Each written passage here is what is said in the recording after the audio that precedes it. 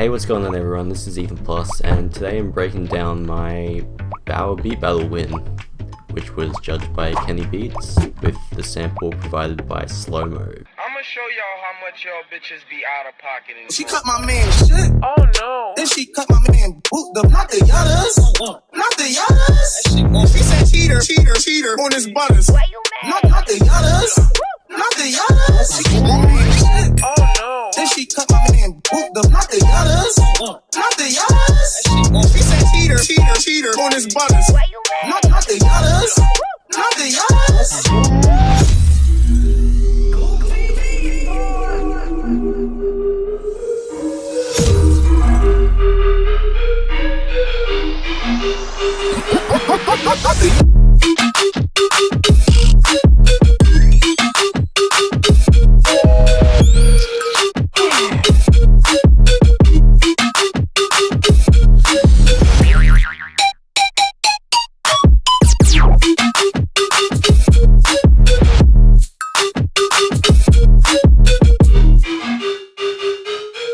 So yeah, let's get right into it.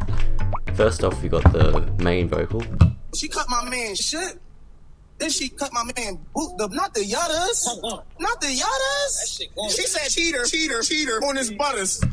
For this I've already pre-rendered it, as you can see, so I can't really show you exactly what I did, but it's pretty simple. I just basically realigned a lot of the vocals so that it sounds like he's rapping. I added some pitch shifting for some part to this cheater bit here. Cheater. So it sounds like, he's got a bit of flow to him. Then next we've got these layers here, which are snippets from the sample as well, but I wanted it to sound like it's a group, sort of like ad-libbing with him. So they're just 3 layers, and I've changed the pitch and the timing slightly of each one so that it sounds sort of like a group together. Not the yattas. Not the yattas. Not the yattas. Not the yattas. Yeah, not a lot of processing on the vocals. It's basically just we got a compressor, chorus, just slightly, a lot of EQ, as to be expected with a YouTube sample, sound gluidizer, saturator, and a little bit of reverb. I've also got a few extra vocal chops here and there, just kind of like ad-lib to make it have that rap song feeling. Oh no. Are you mad? This is the main drum beat in the intro.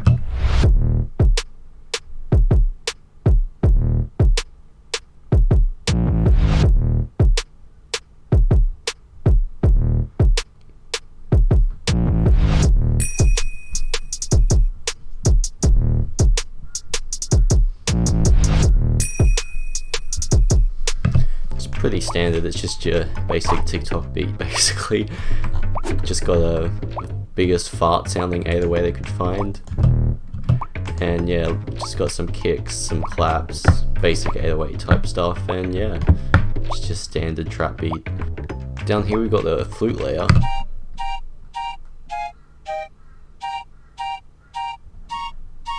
This is actually one of my favorite plugins. It's the Flex plugin that comes with FL Studio, and it's sort of like a kind of like Contact or Omnisphere or something like that, but it's done by ImageLine, which are the people who run FL Studio, and I'm just using the general MIDI library, the Piccolo sound, and I really like using the general MIDI library a lot because if you know my music, I like to draw inspiration from a lot of 90s sitcoms, and a lot of the soundtracks in those sort of songs have a lot of general MIDI sound, a lot of stock sound fonts type sounds, so I find these general MIDI libraries really inspiring. So yeah, basically this is just the Piccolo sound from there, just add a little bit of chorus in there for some stereo width, and that's basically it.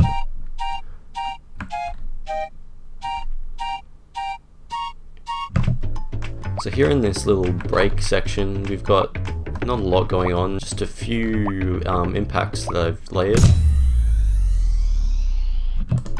And then the main part is that we've got the drop lead that is slowly coming in. It starts off very wet and reverby and filtered as well, and then slowly all that stuff gets taken off, and it makes that really cool emerging effect.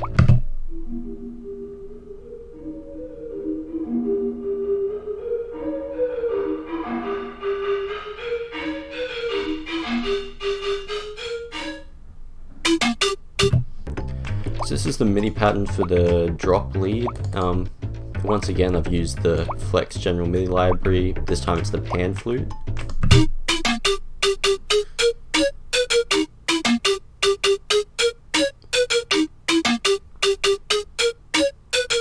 I really like this pan flute sound because I like to, for drop leads, I like to use sounds that have a strong sort of percussion sound, but that also have enough tail on them that I can do some melodic stuff with it.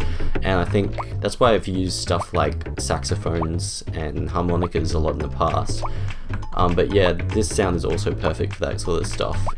Just want to draw your attention to the actual MIDI here. One important thing when you're making sort of bouncy type music like I do is you've got to really offset your MIDI. As you can see, none of the notes here are really directly quantized in the grid, and you'd be surprised how far off the grid you can have them without them sounding completely out of time. I'm going to quickly quantize it and show you what it sounds like when it is quantized.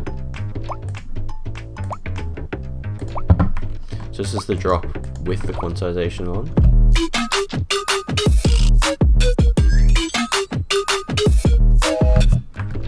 And this is it with the MIDI offset and not quantized.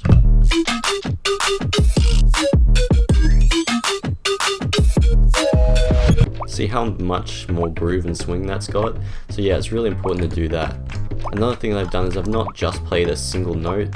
It's not monophonic the whole time. I've got a couple instances where there's a second note added. That just gives a little bit of flavor, a little bit of fun. Here's the drum beat for the drop.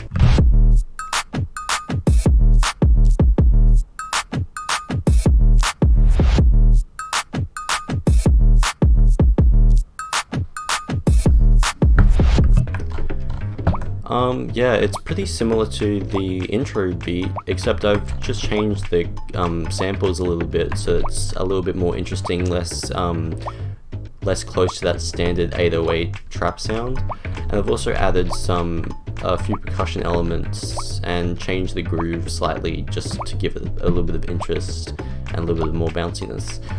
You'll also hear that I've heavily sidechained that 808 to the kick. To me that just gives it a big springy sound, sort of, which adds to that sort of bouncy feeling that I like to have in my music.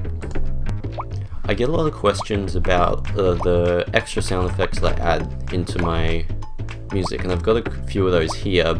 I don't have a really good way of explaining how I go about this, apart from just sort of listening to the empty beat and trying to find gaps where you want to move but the music isn't really telling you to, and that's where you've got to put the samples. I also think it's important to pay attention to the semantics of the sounds you're choosing and what the implications are in a real world context, and an example of that is here.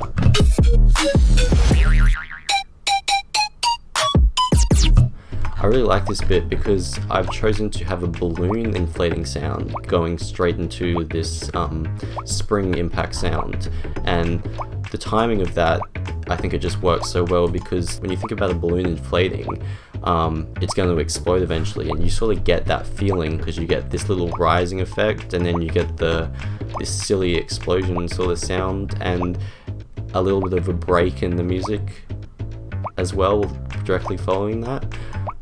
So yeah, I think it's just good to think about not just putting random samples in, but samples that make sense. And I sort of like to think about it as if you're doing the sound effects for a fight scene in a cartoon, you know?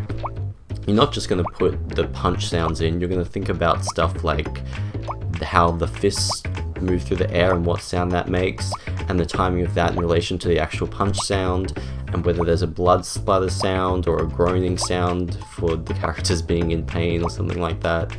So yeah, I think it's really helpful to think about that sort of stuff, because then it puts your music into sort of a world, it gives your music sort of a worldly feeling, and that can create a really cool effect for the listener. That's basically everything. It's a pretty simple beat. Just wanted to say shout out to Baauer and Kenny Beats for everything that they've done for the community through their respective beat battles. Hasn't been an easy time for the music community lately, so it's great to see such big artists making the best with what they've got and giving so many opportunities to up and coming producers like myself. But yeah, thanks for watching. I hope to do more of these in the future, and yeah, have a nice day.